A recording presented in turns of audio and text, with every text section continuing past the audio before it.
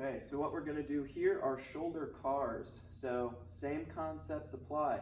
I want a lot of tension. So we've got this stick, we're going to drive it into the ground. We've got this lacrosse ball, we're going to try and pop it. And then Chris is going to be thinking about dragging his arm through mud, through cement, through pudding. Doesn't really matter. Something that's going to give you some mental resistance to make you work harder than you need to. This is a shotgun exercise. We're trying to hit everything in the shoulder while giving you a really nice idea of how's my shoulder moving today? Do I need to do some other, accessory work or mobility work to get into solid positions before I try to put a barbell overhead? Okay, the next thing we're going to do here, Chris is going to help me demo out scap cars. The goal, all the motion is coming from the shoulder blade. Elbows stay locked, spine stays pretty flat. What we're going to try and do is make, again, as big a circle as we possibly can, really controlled. We're trying to get everything working. I'm going to have him start by trying to pinch my finger here. And he's going to pull those shoulder blades together. Then he's going to pinch a little lower. And then a little lower. He's trying to bring his shoulder blades down towards the hips. As he does that, so bring them down a little bit more towards your hips. Bring them down, down, down, more. Okay. There you go, good. Even a little more. And now, once he maxes out this range, he's gonna start to spread the shoulder blades apart. Big spread, they're wrapping around. Keep the back nice and flat here. Don't go into like a cow position. Good, and now start to shrug the shoulders up towards the ears. Big shrug, good. And then you're gonna pull back and start over at that pinch. Good. You can do these here at a quadruped position. You can do it one arm at a time. If you notice that one side feels good and the other feels really wonky, you can also do these hanging, either in a row position or up in a pull-up position.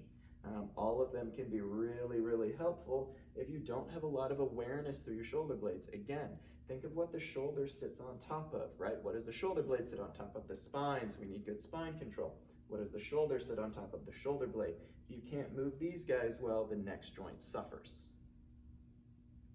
Good. Okay, for anybody who is struggling with any shoulder pain and is having a pretty hard time with this movement, that might help you draw a relationship in your head between the shoulder blade and the shoulder. So I'm not saying that it's going to directly fix your pain, but if you're struggling with this, spend a little bit of time on it. Really try to smooth it out. Make sure those arms are staying straight so you establish that really nice, strong foundation that the shoulder sits on top of. All right, so now that we've gone over a couple shoulder prep movements to get your shoulders working and your shoulder blades functioning properly, now we're gonna get into the high hang power snatch. I always like to start with the high hang position because the less movement, the less that can go wrong. When it comes to fixing technique issues and going back to the basics, it's always nice to start with a progression so that way you can work through and get rid of those bad habits, right? The key to this is doing a lot of reps and getting all the reps to match and be consistent. All right, so set up for the high power snatch. We're gonna have the grips at hip width, chest up, elbows turned out, but not rolling the shoulders forward here. So if you are limited in your internal rotation, you might not be able to rotate the elbows that much without rolling the shoulders. So do the best you can, and then if you find that you roll a lot, that's a good time to check that internal rotation. From here, I want to think about pushing into the bar, right? That's going to help straighten those arms a little bit better. What I'm talking about is if you're here, you're turning into the bar. That also helps you stay more connected in the turnover. So from here, I'm going to dip 3 inches, knees out, weight balance mid-foot.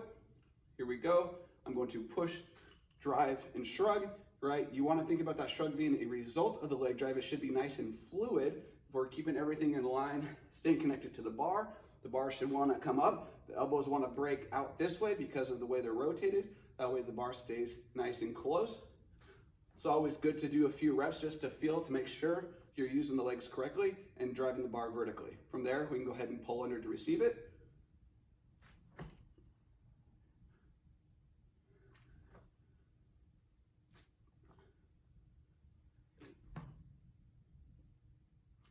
I really like the high hang position when you're trying to fix things, especially have a tendency to loop the bar, right? And you're going back to the basics, step one. This gives you an opportunity to really feel the bar being in the hip crease, you driving with the legs vertically, and then the bar going up vertically with you.